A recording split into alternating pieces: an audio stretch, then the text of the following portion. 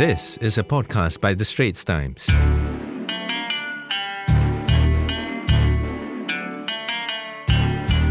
Hello, I'm Clement Tan, and you're listening to Asian Insider. We're recording this episode on Monday, August the 11th. Today, I'm speaking to our U.S. Bureau Chief, Bhagya, about President Donald Trump's ambition to win the Nobel Peace Prize. Hi, Bhagya. Hi, Clement. How are you doing in Austin? You just moved there, right? Well, it's a change from DC. And one of the things, it's definitely much hotter here. And I think it's much hotter than Singapore too, by the way. Oh, wow. How hot does it get at midday, though? I think it's past 35 degrees. And then I, of course, have the habit of checking to see how hot is it in Singapore. And whenever I've done that, I've always found Austin hotter. But now as we talk about it, I think it might have been also because it's night in Singapore then, so it should be cooler, right? Yep. Technically should So an be. unfair war maybe that Austin is winning. But it's also been raining most of today, so I think it's cooler in Singapore as well. Oh, okay. Well, we get clouds. We haven't had rain at all, I think. Yeah, it's like you're in the middle, kind of in a desert almost. Anyway, looking forward to more cool stories from you coming from Texas. Maybe we'll talk about it another time. But today, our focus is really on Donald Trump's obsession or seeming obsession with the Nobel Peace Prize. So maybe to kick things off today, is it possible to help us understand where or what is this desire coming from? Like, why is Donald Trump so obsessed with winning this thing? Okay, so if I hear you right, you're asking me to turn into a psychoanalyst, Clement? Kind of, yeah. Okay, I'm going to stay far away from that. It's tempting, but no. What I'm going to tell you instead is that it's fairly well established that he does want to win the Nobel pretty badly. People here, when they report about it, they say he's craving the Nobel, right? And I'm sure you've read that plenty of times himself. And then, of course, you have any number of his cabinet officials who say so. There was the White House press secretary, Caroline Leavitt, saying he had brokered one peace deal or ceasefire per month during his 6 months in office. And, this was part of a press conference she held where she talked about the significance of everything he'd done so far. And that Nobel Peace Prize was pretty high up on her list. And I think the last cabinet secretary to mention that probably was Treasury Secretary Scott Bessent. But then you have others saying that as well. So we know both these things pretty well, that he likes to win, right? He talks about everything in terms of winning. So maybe this is one other big win that he wants to have. Yeah, I think this is what I have to say by way of explanation as to why he wants to win. I think it's interesting. I think just yesterday on Sunday when his former, National Security Advisor, John Bolton, was on the ABC show, right? And he was suggesting that Trump wants to outdo Obama. I mean, after all, Trump did famously say that he only thought about running for office while suffering, like sitting at the White House Association's correspondence dinner when Obama was like, it was funny, right? Like the way he was roasting Trump, but, he was sitting there and simmering. And next thing he knew, he ran and he won office. And also because there was one comment that Trump made on the campaign trail late last year in October. He was saying something like, if I were named Obama, I would have won the Nobel Peace Prize given to me in like 10 seconds or something, right? Something along those lines. And that's right. Yeah. And he always mentioned his desire. The moment that Peace Prize is mentioned, it's always like, many times at least, it was in relation to Obama. So, Bolton was talking about how there's always kind of like a Obama psyche in his psyche, like living rent-free in his head. But I'm just wondering though, we have been seeing some nominations almost to kind of like flatter him by African leaders and even the Cambodian prime minister after the truce between Thailand and Cambodia was announced. Is his vanity now, this Trump's sense of vanity and his desire to win this prize starting to become, something that people are exploiting, do you think? Yeah, so a couple of things struck me, Clement, as you were speaking. So one, you spoke about Bolton, right? So he was part of Trump's first administration, but he's a fierce critic now. So I guess we should look at his statements from that point of view as well. Also, you're right. Trump's, rivalry with the former President Obama is also pretty well established. And he does talk about how unfair it is. Like you said, he would have won the Nobel Prize in 10 seconds had he been named Obama.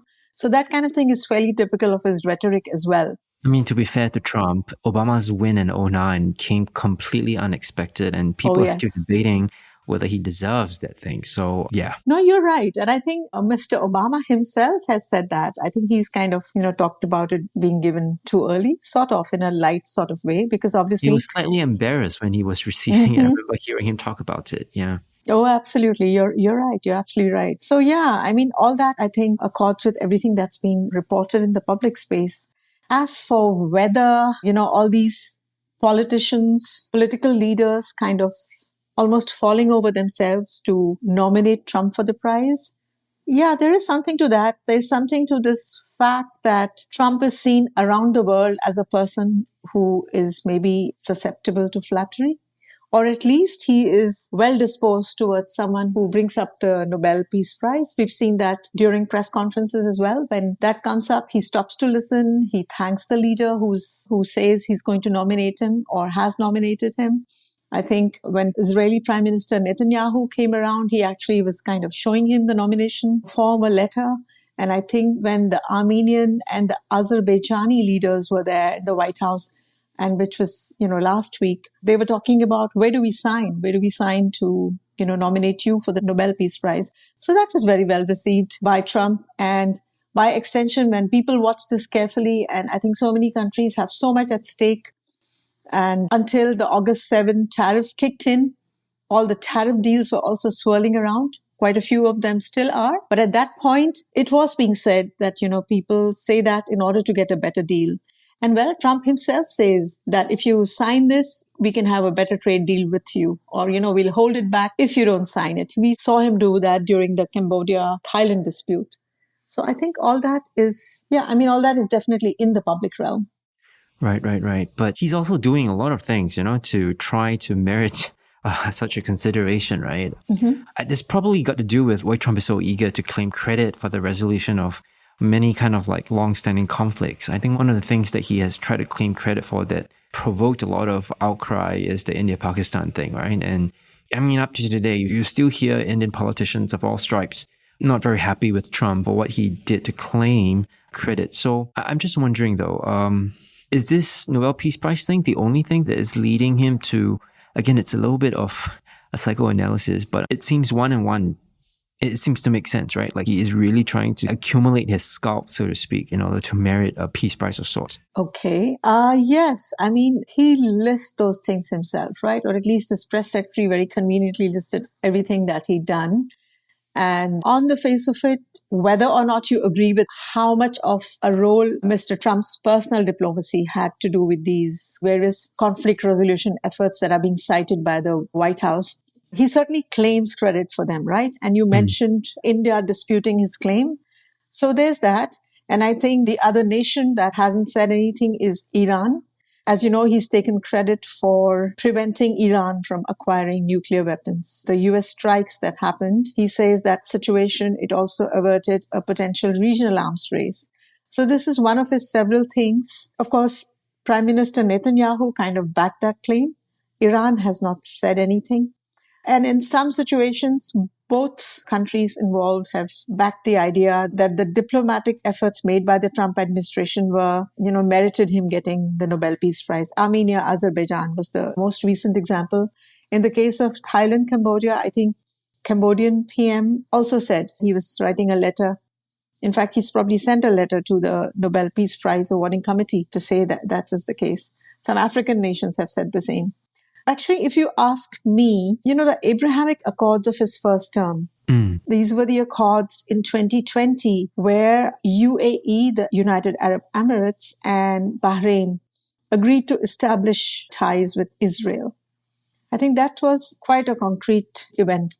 And I think Trump in this term has talked about wanting to expand those Abrahamic Accords as his way to bring about peace in the Middle East, which is a very volatile region. So all these things are being claimed by the White House, and not too many people, not too many nations are refuting it. And some are actively supporting it. So I guess that makes him a pretty, maybe high up on the list of people who might win the Nobel Prize this year. But sorry to be like the naysayer all the time. The two biggest conflicts of our time right now, Russian invasion of Ukraine and obviously Israel in Gaza. I mean, these are two things that his press secretary conveniently omitted from her list of peace that Trump had tried to broker it. I'm just wondering, because he's also meeting Putin in Alaska this Friday, if by any chance he manages to push through the end of the war in Ukraine, for example, which I think it probably, okay, I'm just sticking my head out here, probably maybe a bit, honestly, I don't even know how do I compare the two conflicts, but if he manages to kind of push through even a very bad deal for Ukraine, but he ends the war in Ukraine, you think that would make a basis or make more shrill the call for him to win the Peace Prize in any way? Yeah, like you say, we get into contested territory here. Yes, I mean, think about it from the terms of lives being saved, which is the argument that Trump uses to say that peace must be had, we must stop the killing. And he says that over and over, which is, of course, a very laudable aim, right? So if the hostilities stopped, if there was conditional ceasefire, if they indeed stopped attacking each other, if people stopped dying, then that, I think everywhere around the world, you're going to have statements welcoming that situation. The question then becomes is how enduring is that peace, right? And part of that gets into what was done in order to secure it. So if either Russia or Ukraine or both more likely feel that this wasn't good enough, the deal they got wasn't good enough, then sooner or later that ceasefire is going to be broken. We saw that happen in the Gaza conflict as well, right? Some ceasefires are held, heavily conditioned ceasefire for some part, and then hostilities break out again. And that's because so much is at stake for both parties involved in both these conflicts. And there is a lot of history there that, Trump's claim that he could solve these conflicts within his first day, 24 hours or 1 week or whatever he said. I think we are 6 months into his term and that hasn't happened. So clearly these are huge, huge issues. You don't need me to say that. But again, the question becomes centered around the durability of such a ceasefire were it to be a result of, let's say, the Alaska summit between Trump and the Russian president. So yes, I would say that if that did happen, right now the odds of, let's look at the odds of Trump winning the prize. And there are bets, as you know, that go around it. Right. And right now he is probably maybe there's like a 13% or 10% or 30%, depending on which broker you go bookmaking, with. Exactly, yes. bookmaking site you look at. But probably if something like that happens, you can imagine it's going to shoot right up to the top and will be welcomed, justifiably welcomed, I think, by everyone. And then, so this Nobel Peace Prize winning is a function of a deadline, right? Right. I think he has passed the deadline for this year's prize, though, because nominations close, I think I read on the website, the 1st of February. So I think that might have, it's either this year or next year that he might be eligible, right? No, well, you're right that they do close on, I think, 31st January, or even if it's February the 1st. Someone did nominate him. I mean, he's been nominated in previous years as well. Right. So yes, at least there is a nomination. I mean, the nomination has gone through. Yeah, so he's definitely among the so-called contenders. Right. I say so-called only because there is no official notification, right, that this is the shortlist. This is whom we're considering. Everything is pretty much under wraps. Yeah. Who gets to nominate candidates for the Peace Prize, though? There's like a select group of people, right? Yeah, that's right. So I think on this, at least we're on firmer ground. So from what we know, it is people like the heads of states. So all those people who were nominating him in the recent past, certainly those guys are valid. But then, like you say, maybe their particular nomination came too close for the season, so to speak, this year. And then you have national level politicians, senators, and so on have already said they've nominated him. US senators, university professors can do it. Nobel recipients themselves can also. And then, of course, you have the Norwegian Nobel Committee. So any of these can nominate people for the Peace Prize. And every year, I think there's dozens and dozens. In fact, the figure I was reading for this year, who's Trump's competition? You have over 240 people. Oh, wow. You have over 90 organizations, because as we know, it goes to people and it goes to organizations, right? Right.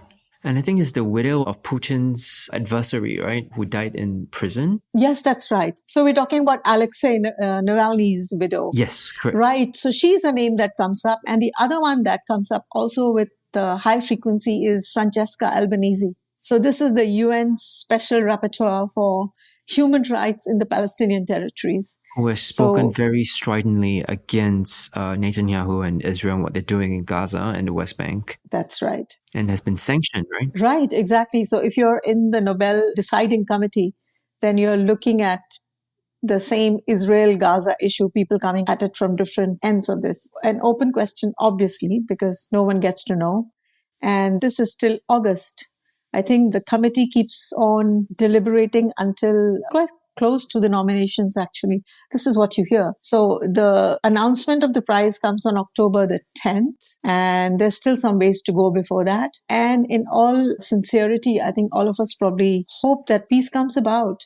Whether Trump is the agent of it or not. I mean, that's the main thing, right? It would be really interesting if Yulia Navalny actually wins the prize ahead of Putin-sponsored Trump, if that's the case. We have a couple of months before this deliberations come to a close, as you said. Maybe as a final question, you think this obsession is actually kind of overriding Trump's attention instead of governing the US, which is his main priority as president? Personally, I wouldn't go that far. He wanted to be president. I mean, the overriding goal when he stood for election, he named a whole lot of things. And among them were the foreign policy part of it, which is to say, all the efforts which put him in the range of the Nobel Prize were one part of it. But then he has so many domestic goals, whether it's immigration, whether it's, to speak of the latest, he wants to stop the crime in DC. He wants to help the Republican Party secure a win in the midterm elections. I mean, almost every day there's so much going on. I mean, he wants to make sure that the US remains the most powerful nation in the world. That is to say, it wins the rivalry against China. So he's got many, many, many goals. Right. Thanks, Bhagya. I think that kind of nicely wraps out our chat today. Thank you. Right. Thank you, Clement. It's great chatting with you. You've been listening to Asian Insider. I'm Clement Tan. If you liked what you heard, please share this podcast with your family and friends. This episode was produced and edited by Faiza Sani. Thank you for listening.